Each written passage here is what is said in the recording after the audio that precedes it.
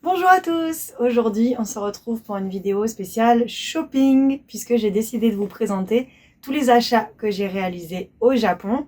Donc il n'y aura pas de vlog sur le Japon. Si vous voulez savoir ce que j'ai fait durant mon voyage, vous pouvez toujours aller voir sur mon Instagram. J'ai réalisé 12 posts pour les 12 jours que j'ai passé au Japon avec mon amie Manon. D'ailleurs, elle a fait des vlogs. Donc je vous mettrai en lien les vidéos qu'elle a déjà tournées. Et comme ça, vous pourrez en voir plus sur notre voyage. Nous allons parler shopping parce qu'évidemment, j'ai fait pas mal d'achats au Japon puisque la plupart de mes marques préférées sont au Japon, pas que, hein, mais il y en a quand même déjà pas mal. Alors, j'ai peur d'oublier des choses, du coup, je me suis dit je vais faire par ordre chronologique d'achat. Et donc, je vais commencer avec les achats que j'ai réalisés la première semaine quand j'étais à Osaka. Il faut savoir qu'à Osaka, il y a pas mal de boutiques Lolita. Elles sont un petit peu moins connues que celles qui sont à Tokyo, mais il y en a et je trouve que on peut plus facilement toucher les vêtements, voire même parfois regarder ce que ça donne parce qu'au Japon, généralement, on ne peut pas essayer les vêtements. Donc, déjà à Osaka, je trouvais que c'était plus facile, ne serait-ce que de mettre les vêtements devant soi, devant le miroir pour voir ce que ça donne. Même les headdress, j'ai pu essayer sur ma tête, alors qu'à Tokyo, c'est limite si on pouvait rien toucher du tout. Donc en fait, il fallait montrer ce qu'on voulait voir et c'était la vendeuse qui nous montrait, c'était un peu plus compliqué. Voilà pour la petite parenthèse. Je vais commencer donc par ce que j'ai acheté dans la boutique Atelier Pierrot. C'est une boutique qui vend pas que du Atelier Pierrot, ils vendent plein d'autres marques et ça c'est un truc que je trouve super. Donc il y a quand même pas mal de choix et c'est très majoritairement du gothique Lolita, donc j'aime à peu près tout. Mais là, quand je suis arrivée dans le magasin, honnêtement, j'ai pas tout de suite eu de coup de cœur. J'étais d'ailleurs étonnée. En fait, j'espérais trouver des vêtements Nap+, mais j'en ai pas trouvé qui m'intéressaient. Je me suis dit peut-être du chez Glit, mais il y avait rien qui me plaisait non plus. Et chez Atelier Pierrot, finalement, il y a qu'au dernier moment où j'ai vu dans la vitrine, en fait, une super belle robe. Et je me suis dit, ah mais ça j'adore! Donc j'ai demandé à la vendeuse si je pouvais avoir plus d'informations sur la robe dans la vitrine. Et elle me l'a montrée dans un autre coloris qui était sur le portant. Et je lui ai dit que j'étais super fan et que j'adorais. Donc je vais vous la montrer. Voici donc la nouvelle robe Atelier Pierrot que je me suis achetée dans la boutique d'Osaka. Elle était disponible dans toutes les autres boutiques Atelier Pierrot, mais là j'ai commencé par Osaka, c'est la première ville que j'ai faite. Donc c'est là-bas que je l'ai trouvée. Je fais cette vidéo de tête, donc je ne sais plus exactement les noms des collections, les prix, etc. Je vous indiquerai ça quelque part sur la vidéo, comme ça vous pourrez voir. Mais en tout cas, sachez que acheter au Japon, c'est forcément moins cher que quand on achète en ligne, parce qu'il n'y a pas la taxe, il n'y a pas les frais de port, donc c'est très intéressant. J'ai trouvé que tous les prix étaient vraiment corrects. Cette robe-là, elle existe dans plein de couleurs, mais vraiment c'est la violette qui me plaisait le plus parce que déjà j'ai envie d'avoir plus de violet dans ma garde-robe, tout simplement. Et aussi parce que je trouve ce violet vraiment brillant, magnifique, avec le noir. Je trouve que c'est juste parfait. Et donc dans la vitrine, je l'ai vu de dos. Et le dos est très beau aussi, puisqu'il y a un laçage qui cache le shearing. Et il y a toute une partie que l'on peut relever avec des cordelettes. Donc là encore, je vous mettrai des photos pour que vous puissiez en voir un petit peu plus sur cette robe sublime. Toujours chez Atelier Pierrot, j'adore leurs robes très gorgeous, j'ai envie de dire, parce que c'est vraiment ce que j'ai envie de porter en tea party. Je me dis, cette robe, il suffit de mettre juste un queue une paire de collants unis et ça y est, c'est déjà sublime. Ça, c'est le premier achat que j'ai fait à Atelier Pierrot. Et j'ai aussi acheté un headdress. Bon, pas du tout assorti avec la robe, mais je l'ai acheté à Atelier Pierrot quand même. Je me suis acheté ce headdress de la marque Estrellas. Donc c'est une marque indépendante japonaise qui réalise beaucoup de chapeaux et d'accessoires, notamment avec ses petites cornes. Il y a la version aussi barrette, hein, si vous voulez que les cornes. Et du coup, je me suis dit que c'était vraiment l'occasion d'avoir un accessoire gothique Lolita, mais blanc, parce que c'est quand même assez rare. Et je le trouve vraiment trop beau. Il y a les rubans pour attacher. Il existe dans plein d'autres coloris. Je ne regrette pas du tout d'avoir acheté ce headdress qui est quand même assez improbable. Ensuite, j'ai fait d'autres magasins. Nous sommes allés à Metamorphose, nous sommes allés à Closet Child, à Marble. Et là, pas de coup de cœur particulier. Bon, il faut savoir que je suis une personne quand même assez difficile. C'est-à-dire que j'aime beaucoup de choses dans le Lolita, mais pas forcément au point de l'acheter, en fait. Faut être honnête, parce que j'ai déjà énormément de choses. Donc, si ça ressemble à quelque chose que j'ai déjà, je vais être raisonnable et je vais pas l'acheter. Donc, la journée de shopping à Osaka était quand même assez raisonnable, mais on a terminé par Closet Child Vivienne Westwood. C'est pas vraiment du Lolita, vous allez me dire, mais moi, je compte porter mon Vivienne Westwood avec du Lolita. Et là, par contre, j'ai fait une folie. Et je vais pas dire une affaire, parce que c'était quand même cher, mais j'ai fait une folie. Je me suis acheté une veste que je rêve d'avoir depuis des années, mais qui coûte quand même très cher et qui ne sort qu'au Japon. C'est la fameuse Tartan Check Love Jacket. Au Japon, il faut savoir que ce modèle-ci sort régulièrement. C'est vraiment un incontournable. Il existe dans plein de versions avec le tartan ou uni, dans plein de couleurs.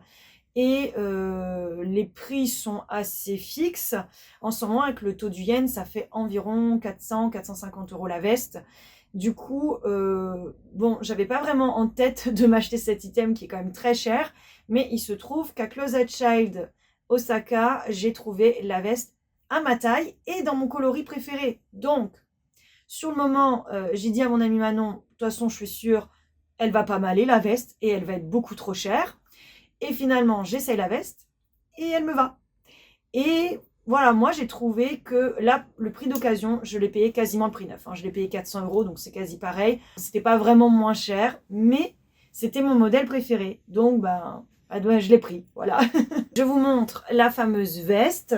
Je pensais que c'était pas ma taille parce que c'est une taille 2 et d'ordinaire je fais une taille 1, mais en fait en essayant, comme c'est un tissu quand même un peu épais, doublé, et bien en fait ça passe super bien et c'est un petit peu large, donc c'est bien à porter en manteau, à porter en demi-saison avec plusieurs épaisseurs en dessous, donc je suis très contente. On retrouve le cœur en velours emblématique qui fait que c'est la Love Jacket, et donc le tartan bleu qui est mon préféré.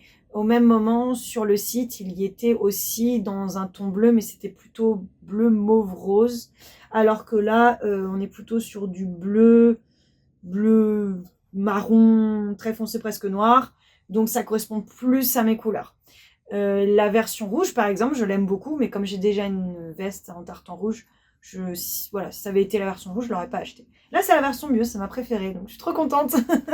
Et j'ai déjà commencé à la porter sur mon Instagram, donc vous trouverez des photos de tenue avec.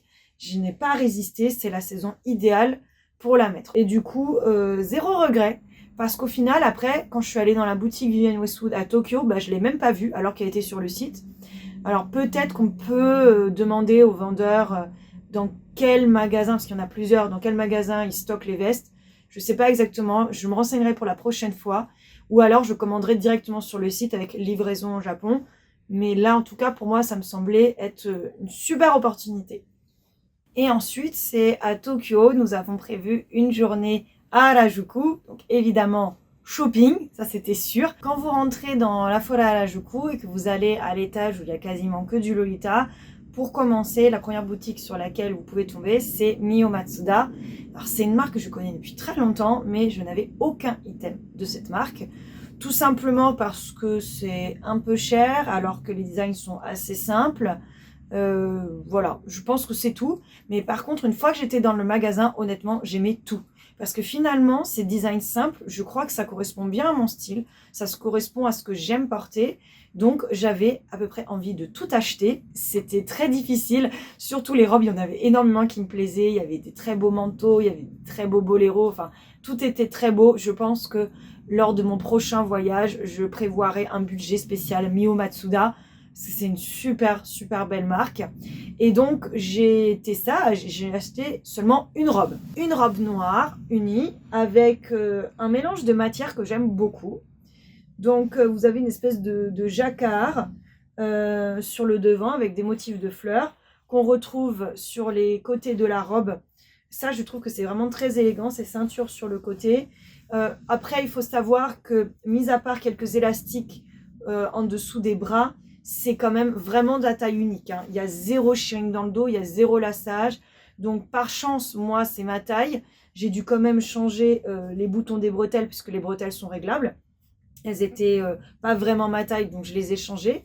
On peut resserrer les rubans si c'est un peu trop grand pour nous, mais globalement, sinon, si c'est un peu trop petit, on ne peut rien faire. Donc, un peu déçu de la marque de ce côté-là, qui est toujours sur l'ancien modèle, des vraiment tailles ultra uniques. C'est une robe longue, en fait. Là, on voit pas très bien, forcément, comme je tiens au-dessus de moi, mais c'est une robe longue. Je trouve qu'elle passe bien, même sans jupon, en fait. C'est ça qui m'a plu, parce que j'avais envie aussi d'une robe que je pourrais mettre pendant mon voyage, avec un petit haut tout simple et des baskets, sans forcément faire une tenue full Lolita. Donc, très bonne découverte de la marque. J'ai aussi acheté une paire de boucles d'oreilles dans la boutique, mais là encore, c'était pas leur marque, parce qu'ils revendent une autre marque. J'ai acheté les boucles d'oreilles pour aller avec la robe Atelier Pierrot, noire et violet. Ce sont des boucles d'oreilles chauve-souris, donc moi j'adore ce motif. Et c'était une petite marque indépendante qui vendait, que Mio Matsuda vendait sur un corner du magasin. Et voilà, pourquoi résister? C'était pas très cher. C'est une marque que je ne connais pas, c'était l'occasion de découvrir. Ensuite, nous avons continué notre petite promenade dans la forêt Harajuku. Et nous avons fait des achats chez Métamorphose. Alors moi, j'étais très sage. J'ai juste pris une paire de bas que je vous montre là. C'est la collection en collaboration avec Disney. Il y a une robe sur le thème, mais pour moi, c'était trop sweet. J'ai juste pris ces bas à rayures, noir et blanc, qui vont très bien dans ma garde-robe, je pense. Il y avait d'autres robes qui m'intéressaient, mais pas au point d'acheter. Et puis en plus, il y avait surtout des robes de la collection plus size. Dans les regular size, il y avait moins de choix. Donc ça, c'est bon à savoir pour les personnes qui cherchent du plus size. Clairement, allez chez Métamorphose. Surtout que les robes, sans taxe et avec le taux d'yen actuel, sont à environ 200 €. Donc c'est hyper intéressant pour du neuf chez Métamorphose, qui est une super qualité, une super belle marque. Là, les bas, c'était une vingtaine d'euros. Donc je me suis laissée tenter. Et ensuite, je suis allée chez Baby Alice and the Pirates. Et là encore, j'ai acheté plein de petites choses parce que je me suis dit que comme j'avais acheté une robe noire et violette, c'était l'occasion de prendre d'autres accessoires noirs et violets. Donc je vous montre. J'ai pris ces chaussettes à hauteur de genou Alice and the Pirates, noire et violette. Elles étaient vraiment intéressantes niveau prix, et comme j'ai pas beaucoup de noir et violet, vu que je commence à peine à porter cette couleur, je me suis dit que c'était l'occasion d'avoir un peu plus de violet dans ma garde-robe.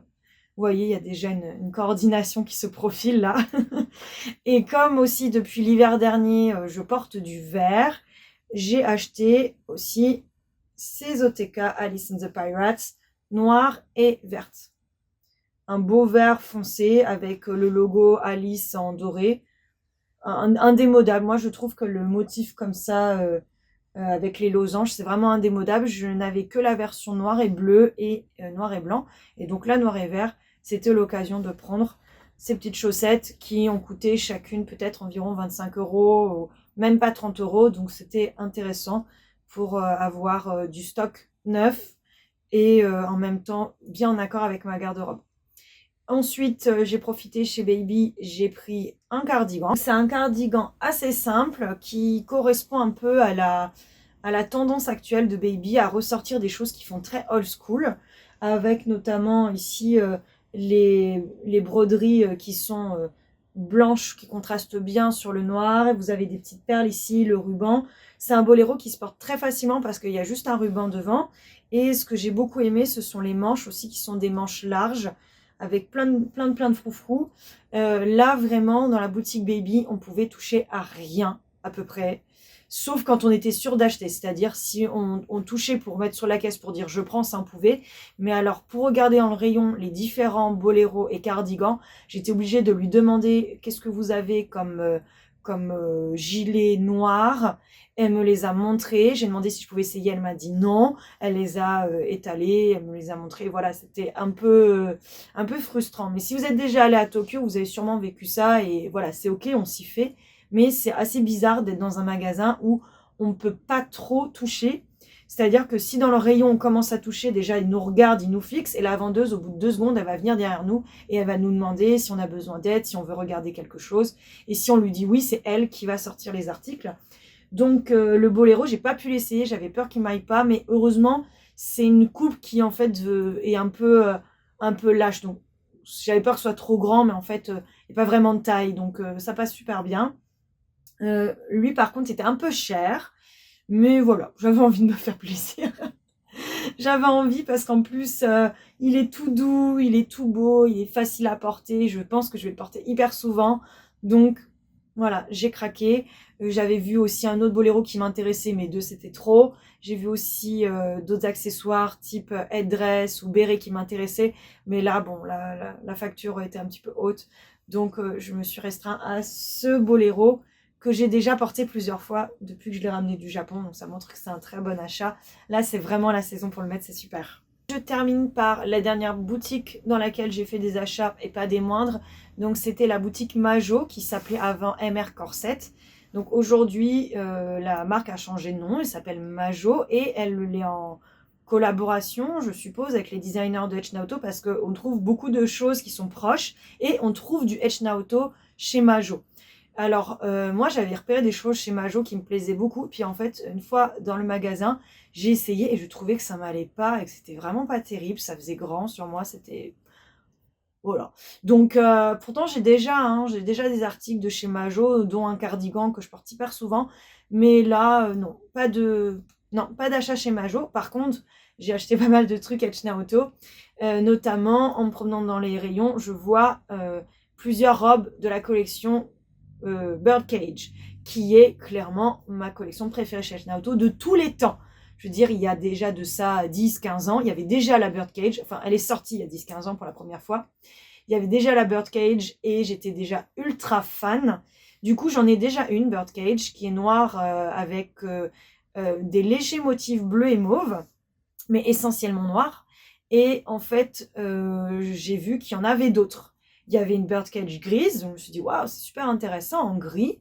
Franchement, j'ai vraiment hésité à la prendre. Et là, qu'est-ce que je vois? Je vois la Birdcage édition limitée Dragon Scale. Donc, c'est une version où, en plus de la coupe Birdcage, il y a comme des empiècements de tissu effet peau de dragon, qui est incroyable. Et du coup, je vois ça et je me dis, ah ouais, non, là, c'est ça que je veux en fait. En fait, la grise, elle est très très belle, mais la Dragon Scale, elle est incroyable. Donc, la Dragon Scale, elle existe en plusieurs coloris. Et je vois qu'ils l'ont en blanc, mon coloris préféré.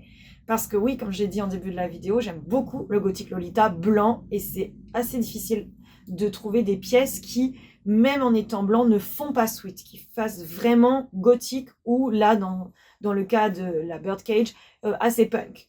Donc, ils l'ont en blanc. Et là, tout de suite, j'ai montré à Manon. Je lui ai dit, mais regarde, ils ont cette robe que j'aime trop et que j'ai même pas osé mettre dans ma wishlist parce qu'elle est 1000 fois trop chère.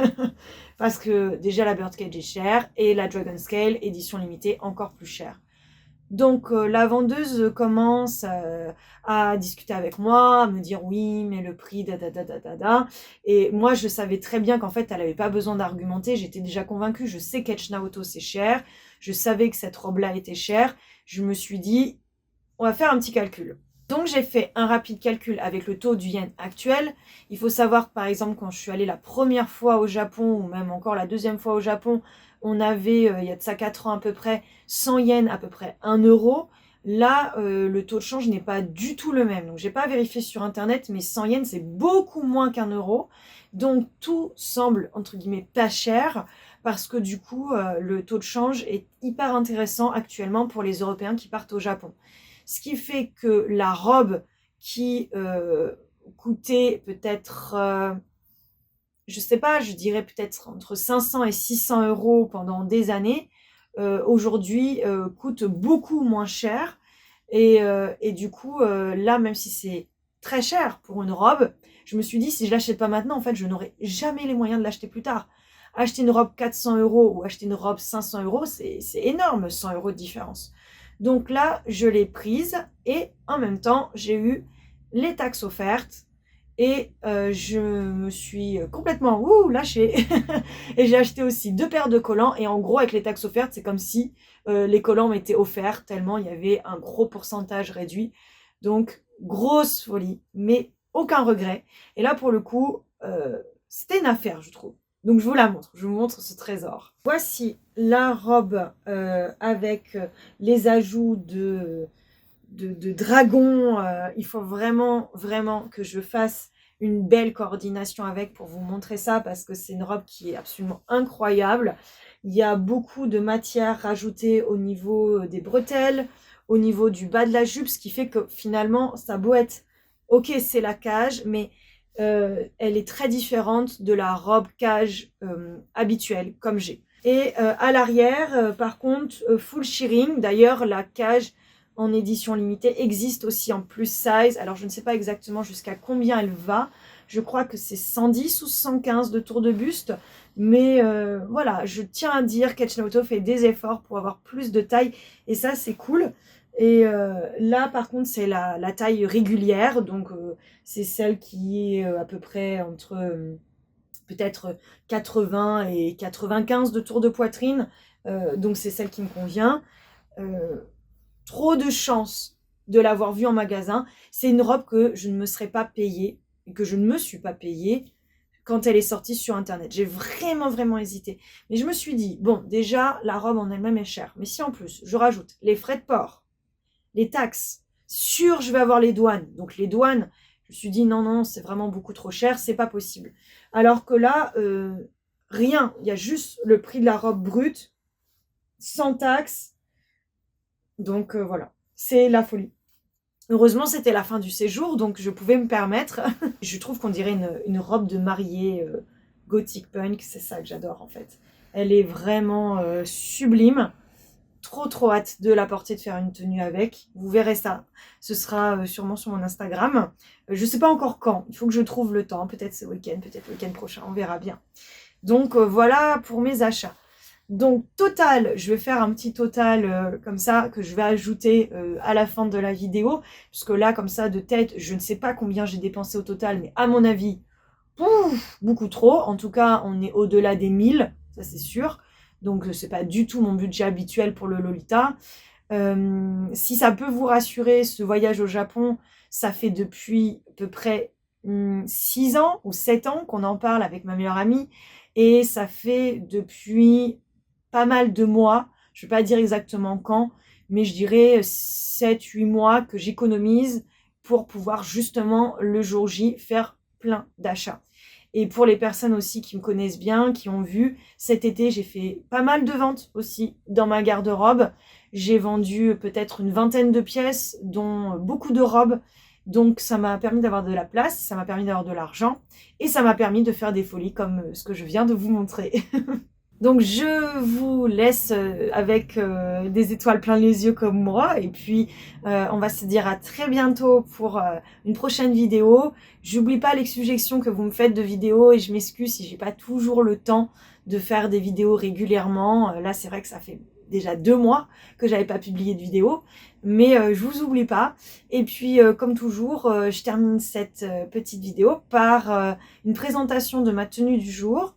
Donc je porte un outfit complètement moi-même moitié, le chemisier, la robe, les chaussettes hautes sont de la marque moi-même moitié, les bijoux également, à part les boucles d'oreilles qui viennent de Mimi Création, une créatrice française, et puis les chaussures qui ne sont pas de marque. Je vous dis à très bientôt, que ce soit sur mon Instagram ou sur mon Patreon. Salut!